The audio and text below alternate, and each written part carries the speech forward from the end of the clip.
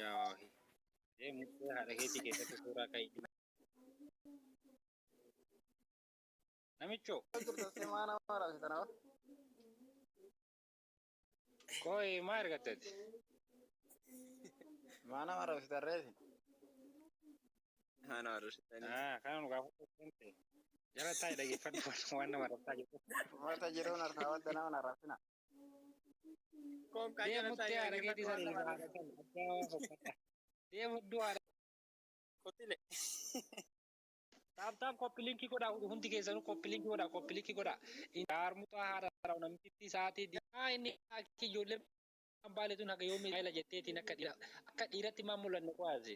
Wallahi isin jala saalfanne bara. Bela mana lagi rasa nggak di rumah balik tanpa di Takkitti ninja tobbole somma lipstick email ala makka dubartii amma duraan dubartii ala deemte amma dubartii taate ibara lipstick diratte dibatte ammallee shirritii faa waan dubartiin godhatu malee waan dhiirri godhatan Wallahi billahi jala saalfanne. Ajaa'iba sababa malee Oromoo taateen Oromoon bilisoomuu diddee garratti bara. Wallahi billahi jala rakkanne bara. Liivii jirti itti ergi sheeritti godhi haa dhuftu. Shaarmutitti tana sheeritti godha haa dhuftu.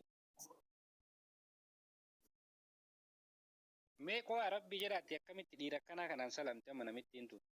Shaarmutti nama argatte bara beera koo isii tingii keessan hidhaa jira ante booddee irraa bahee hiika. Salaam alaikum. Waalaikum salaam. Rola. Oye, makina keessa jira. Isin yaadee innaan seenee malee. Maal argatte koo'etti maal rakkoon kee? Maal balleessi? Maal argatte jedhaa bara. Okay, boo. Laa rakkoon qabuuti yoo agaafiif deemteef jenne malee waan biraatti. No, naman tuko. Miira keessa jirra beektaa. Sheeritti godhaa fidaa uummata mukattii sammaan kun qo'aase. Itti muddaa bareeda godhan. Roolaati maal jettamee amma intaloo kana intalti keessanii warra arsiiti jedhanii kunoo gurbaa qoffee diimaa kana itti ulfeesse kararratti darbee jedhanii waan kanarratti maal jetta roola akka nama tokkotti. Akka intala Oromoo takkatti intalti kun ajjeefamuu qaba jette immoo gargaaramuu qaba jette.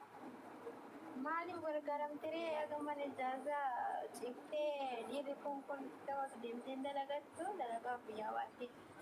Ani akka waan akkana kanallee dubbachuu galleen fedhu. Akkuma gootan godhaa isinummaan. Bakka galatoomii roolii dhageeffadha tokko horatti intaloon kun jechaadha sa'aatii 24 hudduu banee mana ijaazaa keessa ciee diimaa kagartanii qoffeen isaa wanni hudduu harreefa qaabbattee dhalaa zinaa gooti gargaaruun jiru kana booda. Xumuramee jira jechaadha. Oromoon koo yaa yoomii waan akkana gargaara. Shaarmutaa shallee agartanii abbaan shaarmutoota haadha raawwiyaa. Warra nama baay'ee argatetu zakaa baasaa isin akka deemte salamti baraan darratti. Iddoo kanatti dogoggortanii nama gorsina jettanii dogoggora keessa nama gahin har'aa teessu ban barbaade dhufee yaada isaa kennachuu mirga qaba. Kanaaf iyyuu namallee hin gorsina jettanii keessan bayina odeessu sagaleellee haa dhaggeessisu maaliif sobaa ture inni waan itti saalfannu tokko hin qabnu waan ofiisa bajjabbadaa ba'edha ilmi zinaa jechaadha. Kanaaf akka barbaadde dhaggeessitu waan tokko duubatti hin deebiin mira keessaa baay'ee. Ati kofiin kontu yeroo mira keessa galtu maal bakka ta'e hin beeku. Kiyyuu maaliif sagaleen akka hin banamne maaliif dhorkitu banee ofiin jaldu irra deebiiti. Sababni sagaleen kun banamuu fi tokkoffaa ani daa'ima akkasinii kana wajjin haasa'u waraabuma keessan wajjiniin naayisisii gaafa sassii dhufaa jedhee nuuradiin irree dhufuu didee guddataan irree dhufuu didee nu tuffate. Inni nama 3,600 irratti sagalee ishii hin qabu haadha manaa koo dubbisti jedhee nama nu burjaajecha. Nama lakkoofsa madaamirree nu dhoowwatee nu jaajessaa oole hankaarraati. Nama gadi ba'ee gumaa warra tuulama 50,000 nuun jedhe. Okkee sagalee san nuubane jaltuu sagalee akkasiisa. Irra deebiiti. Maali yoo sodaattu sin? Kiyyuu ati yeroo hunda sodaa keessa keetii qabda. No, Baasuuf sodaa keessa. safuu jecha Laalaa nu dhiisi dubbii akkana. Keessi keenya baay'ee malaa'e. Inni safuu laallanni gisee haasa'u. Dhaggeeffadhu inni kan du'a nama hajjeesee raawwate safuu wallaalee too burjaajachee mucaa miskiina hojjetatu dhirsa ishiititu bakka bu'ee takaraakkaree reeffa ishii galchaa jira. Bakka bu'ee reeffa ishii kana immoo akkatti inni galchuu jedhe akkatti inni galchaa jiru asitti yaawwaalamtu jedhee seerichi gaafannaan haadha sobboleettis homaa biyya keessaan qabdu hani abbaa manaa ishiiti jedhe seenan jedhee nama sin burjaajache duubatti deebi'aa viidiyoo isaa hordofa. Seenan immoo har'a lafa isaanirraa seentimeetira baay'ee fagaadhee jira. Du'uu ishiitiyyuu natti qoosu jedhee mirkaneeffachuu dadhabe jedhee nama sinitti muu sinitti dhamoo maal sin godhoo kanarra. Inni silaa haqan qabu. Homaa hin qabu jedhee shakkaasi maaliif sodaattu nama kana?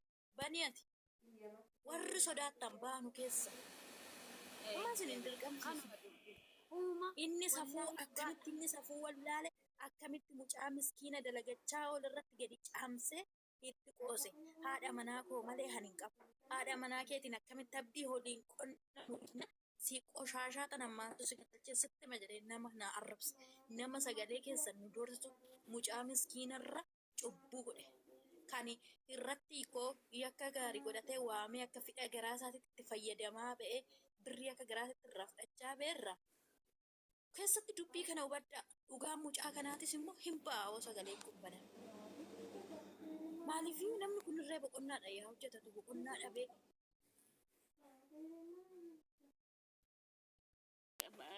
በፊት አብሮ ያሳለፉ ከነዲበ ከሳ ከወጅን ደበርሰና አርሽራ ኛቴ ወሊና ሰኤ ማለቀ ሽራ ፍናኔ አዲ ከናፉ በኒ ጀልዱ በኒ ኢጆሌን እዱ ኢሳ ጀለ ካተኒ ጉዲሳ ያደጋን itti bani bani yaadagamu jaldu daqiiqa tokko na aggeeffatame lubbuutti maatii daqiiqa tokko na aggeeffatame xiqqootu dubbadha.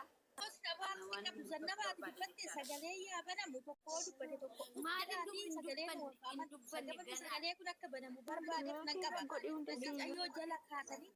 Mucaa jala kaatanii warra minnifatanii guruupii nurratti hidhanii fi barnoota yaa fudhata warra seena tajjeessa jedhaniifirree barnoota yaa fudhatanii sagaleen kun nu banamuu qaba. Inni maal gurgaajechaa ture nama jalan dubbatiin ban nuyi fudhadhaan bani sagalee jechuudha. Oduu waraqata qabdu mucattiin kun akka ijoollee kontiraatan gubattee dalagachaa turte. Guyyaa yoo hojiirraa baate iyyuu guyyuma san deemti jedhan akka nagayetti jechuudha. Inna yeroo rakkatan itti bilbilanii iddoo adikaatti waamu. Maallaqa irraa fudhatu. Kana nu kaffale jedhuun waa xalabannee jirra. Nurraa kaffale. Sagalee isaaniitu jira. Laloo nurraa kaffale. Maqaa ishii qabbanee dabaru maqaa akkatti isaan itti moggaasan amantaa jijjiirsanii maqaa itti moggaasan. Inuma irraa kaffalti mucattiin kun miskiina. Nama rakkate gargaarti. Namni tokko yoo biratti rakkate garaan jabaattu waan qabdu ni gargaarti. Bakka gaafa ishiin duute ishiin nan dhageessu jedhee mana waaqatti garuu isa dhageessi mucattii kana yakkan taane akka waan ishiin baalagee wayii taatee dhiira biraa wajjinaa kaftuu nama baay'ee wajjinaa kaftuu fakkeessee irraa dubbachuu barbaade. Isa turatti dhaga'ame anas odoo ta'e akkasuma dubartii inni dogoggorti beektaa garuu kan inni wajjin nyaatee dhuge lafee qabbanee dhiinni qabbanee dhugaan qabbanee mana waaqatti saagaa. Warroon dammoo isa jala deemanii nuubani sagalee nuubani. Obsa godhadhu maal godhate kan inni geessa. Warri isa jala deemanii guruupii hidhanii ijoolleen barandaa irratti hojjetti laata. Arsii bakka buutu shawaa bakka buutu qulqullina. Nuti godhadhu. Namni rabbi beeku namni amantaa qabu mucaa kanarraa abdii kiingi. Abdii maalii jedhanii dubbatan boruu dhugaa mucattii kanaa isaan gaafatu. Mucaan kun osoo kiingii takkachaa turte. Sinifan bana sagalee muddamtanii ta'a. Innas bahee nama sanirratti mucattii sanaan beeku waasaaf ishiituun qabu akkas jedhee mucattii kana laffafuu barbaade. Har'a garuu dhugaan mucattii kanaa dubbachaa jira ofiidhaa gad baasee ofiidhaa bakka dhugaan namni tokko dhugaa malee yoo du'e dhugaasaa ofumaa dubbata. Siifoo jalduu koo si kabaja si jaaladhaa sagalee inni birrii kadhatee fi sagalee amma warra shawaa maal jedhe sanii sirriitti kafnu godhiitii akka waraabbannutti nu bani. Maaliifin narra nu tuffatanii nurratti gadi caamanii nama qulqulluurra gadi buusee ofii obbaasuudhaaf warri isarra goranii keessa nu doorsisee gad albaa turre guddaa ishee argattu amma ofirra gadi albaati. Jalduu gisee takka dubbadhu mee dhiifama wajjiniin. Sitaffaash Wayye leelo jirtaa fayyaa keetii. Anchi ma badda kanatti xaffaa shukku. Masalamnu neenno sira siita hojiin barreen bareedaadha. Bareedaadha si jedha gameeqaa qaba bichi. Birri meeqaa si jira birri baay'ee jechuudha biyaansi kuma sagalii kuma saddeetii meeqa beekatti akkas. Leila, salaamu alaikum warahmatullahi wabarakatuh. Jirta nagaa fayyaadha. Meeshaa gaafa kaan xalamnee sana gartee uumamee kireemisa. Jalatti nama fiddaas jirti amma nan jiru qarshii 160 kennee irraa fuudhe ishee. Immoo 165 naan jechaa jira akkamii siin jira 165 jira 160 naan jettee miti jedhame. Taasee deeme 160 160 fudhatee deeme. Akkasuma birriin isaa maal abbaa isaa birrii dabalee jira. Sham.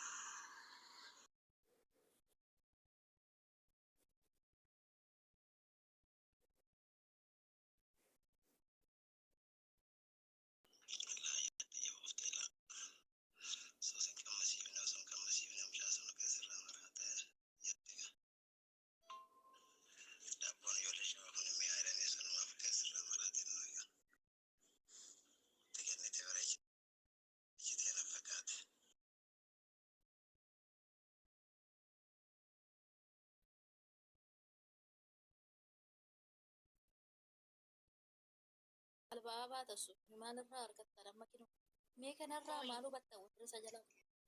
Oi kana miti kan nagweena keessaa ba'uu dide tokko sagalee erga mucattiin baddalamte inni lafa godhe tokko sagalee san yoo sinii bane dhiiga boosu jechuudha. Namni silaa nyaatee akkasii nyaatu dhumarra jechuudha. Garuu ilma namaa ta'e namni namsee baatee deemu waan akkasiin dubbatu.